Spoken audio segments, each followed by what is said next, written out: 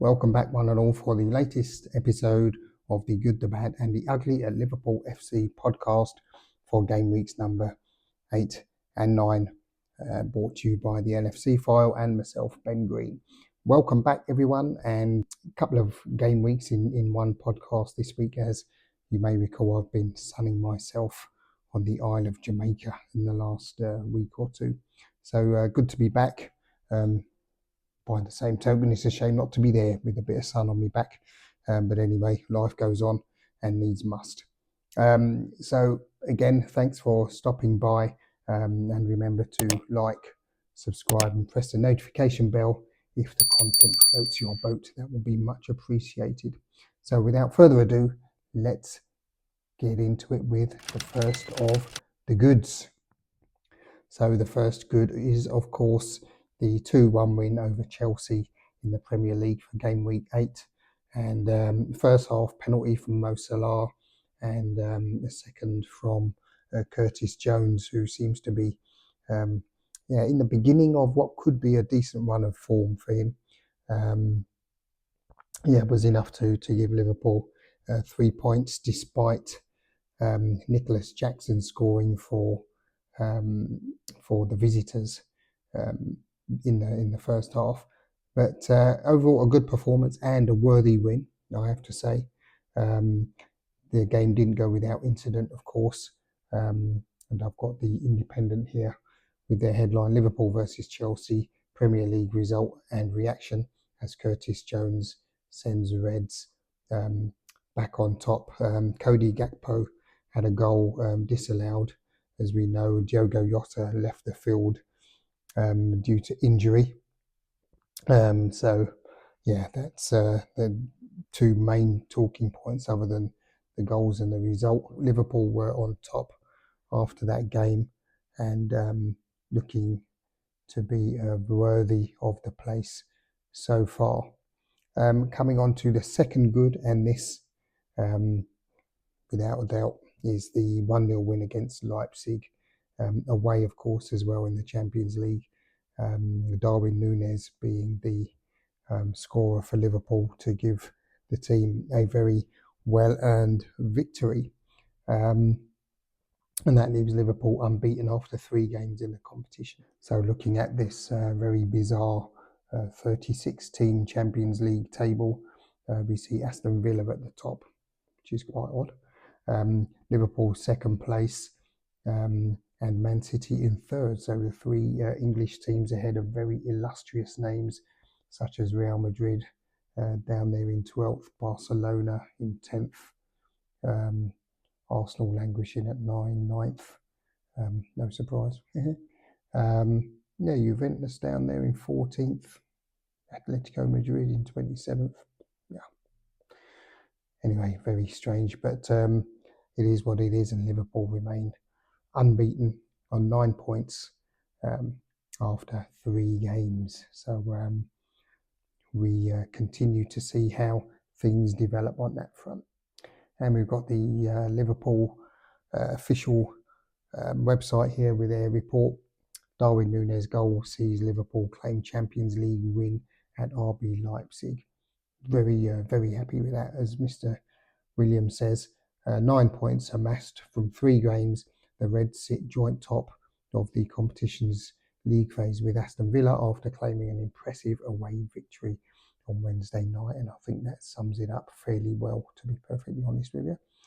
So that's all good so far, until we get on to the not bad. And the not bad this week is the 2-2 draw that Liverpool secured away at the Emirates against Arsenal. It is the Emirates. It's not the easiest place to go to. It's not the best atmosphere there either, to be fair. But Liverpool came from behind twice. So I think they deserve the draw, to be honest. And they could even have snatched the game at the death, but for some time wasting by Arsenal, which was summed up with an F word from Arne Slot, which we seen a couple of reports about so far, but that's not my not bad this week. It's, as I say, just a result. I've got the Mail Online Sport here. Arsenal versus Liverpool Premier League recap. Gunners concede late equaliser as spoils are shared. And we've got Harry Bammoth here and Oliver Holt at the Emirates. And relive Mail Sports live coverage of all the action from the Premier League fixture between Arsenal and Liverpool, including live score, team news, latest updates, blah, blah, blah. But anyway, that essentially sums it up. It's a tricky one. Arsenal really fancied themselves, it seems, but I'm not sure. I think they flattered to deceive, to be honest. I thought Liverpool was slightly the better team. Andy Robertson got absolutely annihilated by Saka on the left side there. But other than that, I think Liverpool played pretty well. Liverpool now sit in second place, 1 point behind Man City, so the tables have kind of reversed since last week. 9 games, still a lot to play for. What's that? 29 games to be exact, so according to my humble math. So I think there is a lot of football still to be played and definitely not decided yet. But we're in the hunt, this is for sure. It's looking like a 2-horse race at the moment, but this could well change. I'm interested to see how we do this season in the first under Arne Slot. He did make a comment early on or during the week in one of the press conferences saying that if Liverpool want to win the league, they have to win these away fixtures. That would help a lot. Obviously, it depends what the other teams do, but to keep it in Liverpool's control, I would say it's probably correct, actually. You need to win against the likes of Arsenal, Man City, Newcastle away if you want to be crowned champions in this league. It's not the easiest. I think a point away is not the biggest disaster, to be honest. It would have been worse had we lost. So onwards and upwards there. And that brings us on to this week's Ugly. And the Ugly this week is the report in Sky, well, from Sky, actually a few others have mentioned this, but Carragher mentioned this week, I've got their headline here, Trent sounds like he's going to Real Madrid, and this was after the right back was quoted as saying he wants to be the first fullback to win the Ballon d'Or, and he thinks it's possible from what I saw of the statement. And it goes on to say, Carragher says Trent Alexander-Arnold appears to be hinting he's considering joining Real Madrid, and Liverpool supporters may become frustrated if uncertainty about his future drags on. And what Carragher was saying as well is that it's unlikely that Trent Alexander-Arnold will win the Ballon d'Or with Liverpool. And this accolade is generally shared between the top players at Barcelona and Real Madrid. And so it's unlikely he's going to win it at Liverpool, which I think is a fair statement. And one could interpret that he's kind of saying, if I'm going to achieve that ambition, I have to go to Real Madrid. Open to debate, of course, but I would actually be inclined to agree with Mr. Carragher there. I think I reckon Trent is going to be playing in a white shirt next season. I hope to be wrong, but I reckon he's going to be playing for Los Blancos this time next year. Yeah, as I say, I hope I'm wrong, but it looks as if he's off, to be perfectly honest. Yeah. We remain on tenterhooks and see how this transpires, but the writing's on the wall, in my opinion. Thanks, Trent. It's been emotional.